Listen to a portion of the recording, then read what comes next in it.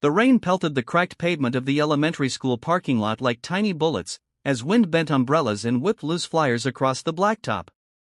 Tessa Clark tightened her grip on her son Noah's small hand, pulling his thin jacket tighter around him as they hustled through the storm. Her boots sloshed through shallow puddles, the water soaking through the worn soles. Her hair, pulled into a simple braid, clung to her neck beneath the frayed collar of her military-issue jacket. She looked tired, but not weak. Her posture, though weary, still carried the unmistakable edge of discipline. She wasn't thinking about the rain. Not really. She was thinking about the ache in her knees from walking the half-mile to school because the car wouldn't start again. About the way the school's front office lady always eyed her like she didn't belong. About the judgmental stares she received from women who wore pearls with their yoga pants. Behind her, the slow roll of tires on wet asphalt caught her ear. She didn't have to turn to know who it was. "There she is," came the sneering voice from a half-lowered SUV window. "Charity case in camo."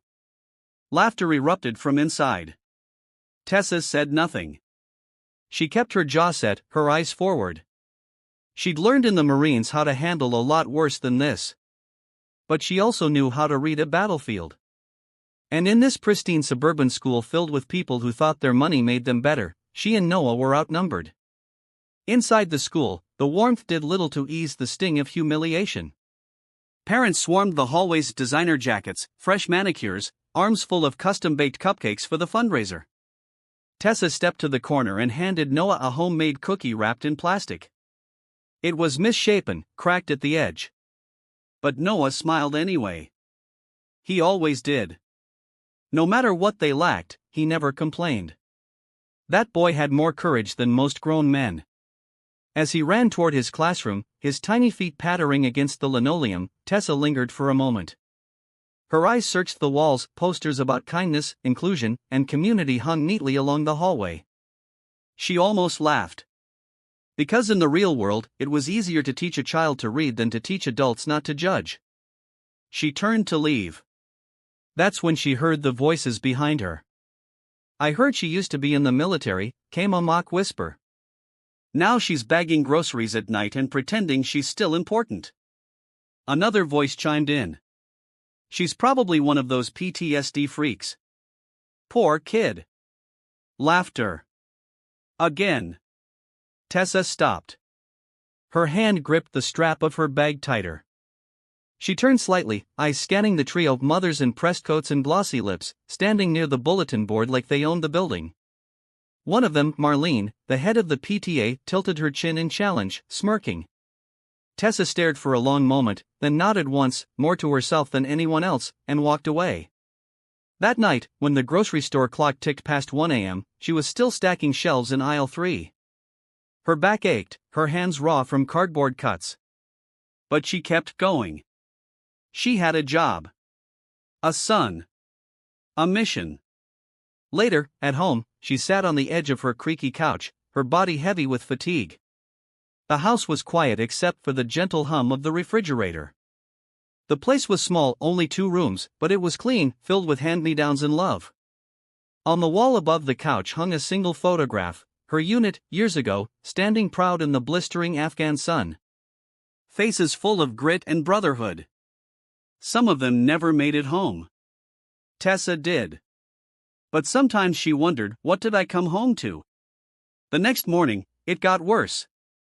Noah came home with his shirt ripped at the hem, mud on his shoes, and tears on his cheeks. He tried to be brave, holding it in. But when he finally spoke, her heart shattered. "Some boys pushed me," he mumbled. "They said you're weird and scary. And that we don't belong here." She held him tight that night, his head tucked against her chest as she whispered to him all the things she wished someone had told her when she came back broken and alone. "You are strong. You are smart. You are loved." But something had shifted in her. The next day, after dropping Noah off, she didn't go straight to work. Instead, she drove engine stalling twice to the local community center and asked to reserve a small meeting room. She made calls. Emailed old friends. Reached out to her former commanding officer, now running a nonprofit. And then she wrote plans, outlines, a mission brief, like she used to do in the field. She returned to the school a week later with a binder in hand. Inside was a proposal, Honor Shield, a program to match kids who were struggling with retired veterans who would mentor them. Not with discipline, but with strength, confidence, and resilience.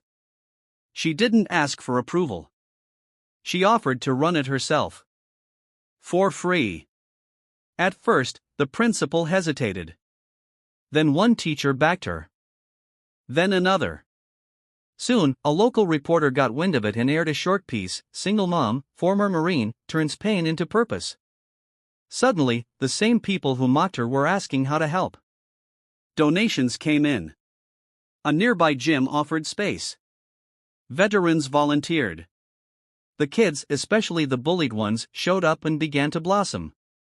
Including the boys who had bullied Noah. They learned who Tessa was. What she'd done. What she'd endured. They saw pictures of her in combat zones, heard about the time she shielded a civilian child during a firefight, learned how she gave CPR under enemy fire. One of them said to her quietly after a session, "You're like a real superhero." She smiled. Just a mom. Weeks turned to months.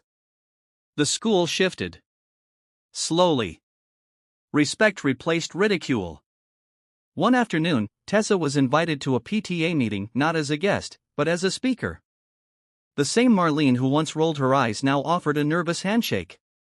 And then, the moment that changed everything. Veterans Day. The principal asked her to speak at the school assembly. Hundreds of students and parents filled the gymnasium. Noah sat in the front row, fidgeting, eyes wide. Tessa stood on stage in full uniform, the weight of her medals and her journey pressing into her chest like a second skin. She took a breath, steady and slow, and began. "I'm not here to talk about war," she said, her voice clear but soft. "I'm here to talk about courage. Real courage, the kind it takes to get up every day when you feel like giving up. The kind it takes to raise a child alone. The kind it takes to keep going when people say you're not enough." She paused, looking out at the sea of eyes now focused, now listening, really listening. "I've faced enemies in battle. But some of the hardest battles are right here, at home. Loneliness. Judgment. Silence. But I want every kid in this room to know you are stronger than you think. And you are never alone." There was silence. Then applause. Loud. Long, raw. Noah ran up to her afterward, tears in his eyes. "Everyone was clapping for you, Mommy. You're a hero." She knelt, held his face in her hands. "No," she whispered. "You are. You're why I keep going." From that day forward, things changed. Not instantly. But steadily. The bullies grew quiet. Respect bloomed. And Tessa? She stood taller. Not because the world accepted her, but because she no longer needed it to. If this story touched your heart, please like, share, and subscribe for more powerful real-life inspired tales. Sometimes the strongest warriors are the ones quietly holding their children's hands. Red Heart.